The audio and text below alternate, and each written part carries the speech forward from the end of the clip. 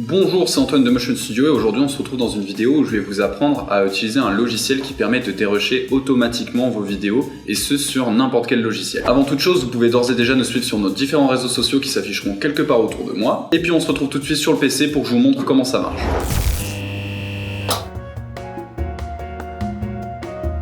Alors pour commencer, voilà l'interface du logiciel. Timebolt, c'est un logiciel qui permet de cutter automatiquement tous les blancs dans votre vidéo. Vous choisissez le niveau de décibels sous lequel vous voulez que votre vidéo soit cuttée, vous réglez quelques paramètres et après, vous pouvez exporter votre vidéo directement en MP4 ou en XML et je vais vous montrer dans un second temps pourquoi c'est une meilleure solution d'exporter en XML car ça permet notamment de retoucher ensuite sur un logiciel de montage vidéo. Donc comme je vous disais, voilà l'interface du logiciel, donc c'est très simple, vous avez ici les paramètres, on va pas les utiliser pour l'instant. Pareil, les raccourcis clavier, on n'en a pas besoin pour le moment.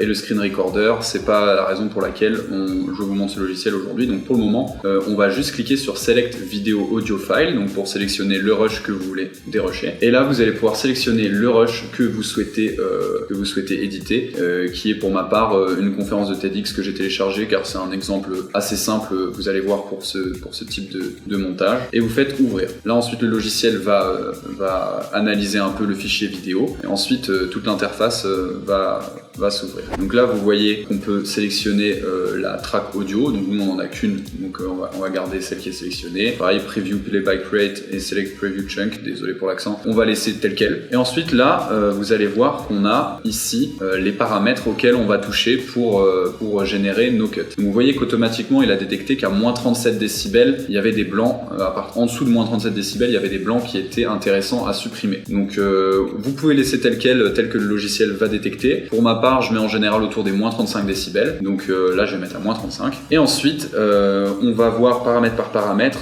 quelle valeur je vais vous conseiller de mettre selon aussi le style de montage que vous voulez faire. Donc Remove Silence Longer Than, on va le mettre autour des 0,15 secondes. Ça veut dire que tous les silences qui durent plus de 0,15 secondes, on va les enlever. Et Ignore Detection Shorter Than, c'est l'inverse. C'est tous les silences inférieurs à 0,15 secondes. Donc on met 0,15. Ça ne sert à rien de les supprimer. Ensuite, le left padding et le right padding, c'est tout simplement le left padding, c'est le temps qu'on va laisser avant le cut pour laisser respirer un peu la vidéo, et le right padding c'est le temps qu'on va laisser après le cut pour pas que ça fasse un cut trop sec non plus. Donc là on va mettre par exemple 0,10. À savoir que là je mets ce type de valeur car on est sur une conférence TEDx, donc quelque chose qui prend assez son temps. Mais voilà, si par exemple on était sur un format plus YouTube où on voulait des cuts très rapides, on pourrait mettre 0,05. Moi c'est plutôt les valeurs que j'utilise pour du cut type YouTube justement. Une fois que vous avez fait ça, pensez bien à faire Update Silence Detection. Vous faites Update Silence Detection,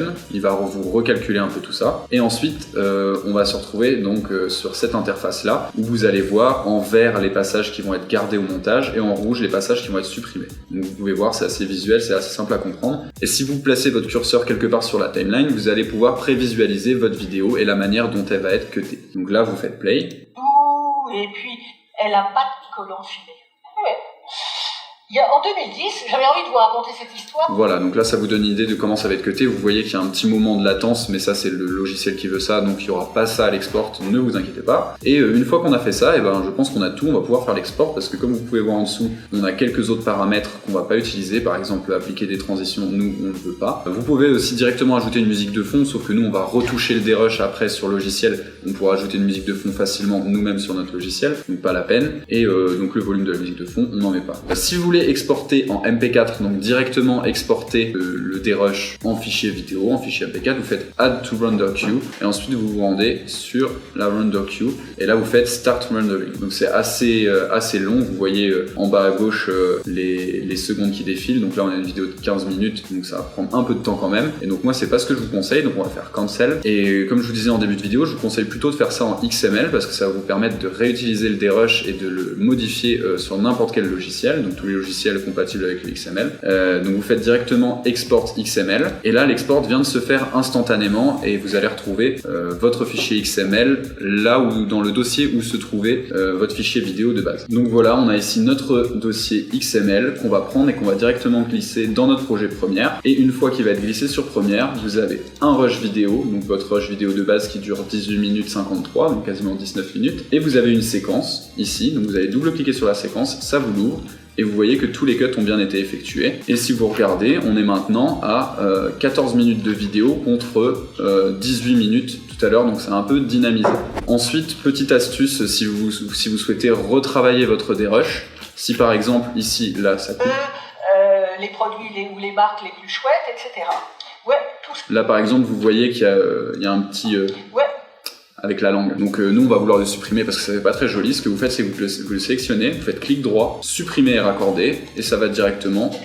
Ouais, tout ça. Et ça va directement le supprimer et raccorder le reste des rushs. Petit raccourci clavier pour aller encore plus vite, vous sélectionnez votre rush, vous faites Shift Supr et ça fait exactement la même manip. Donc vous allez pouvoir ensuite retravailler votre dérush. Donc voilà pour la petite astuce, c'est quand même quelque chose, si vous en avez le besoin, qui peut vous faire gagner un temps fou, surtout si vous avez beaucoup de vidéos à monter régulièrement, ça peut vite être très rentable d'utiliser cet outil. Si ce logiciel vous intéresse, vous pouvez directement télécharger la démo sur leur site, sur le site de Timebolt, où vous pourrez exporter vos rendus en MP4 avec un watermark, mais ça vous donnera une idée de si le logiciel est vraiment fait pour vous. Et si vous êtes directement intéressé pour acheter le logiciel, vous pouvez trouver le lien en description. Si cette vidéo vous a plu, n'hésitez pas à laisser un pouce bleu, c'est très encourageant et c'est bon pour le référencement. Et n'hésitez pas non plus à vous abonner en activant les notifications, ce qui vous permettra d'être informé de tous les prochains tutoriels que nous allons vous proposer sur cette chaîne YouTube. C'était Antoine de Motion Studio, on se retrouve très vite pour une prochaine vidéo. Ciao!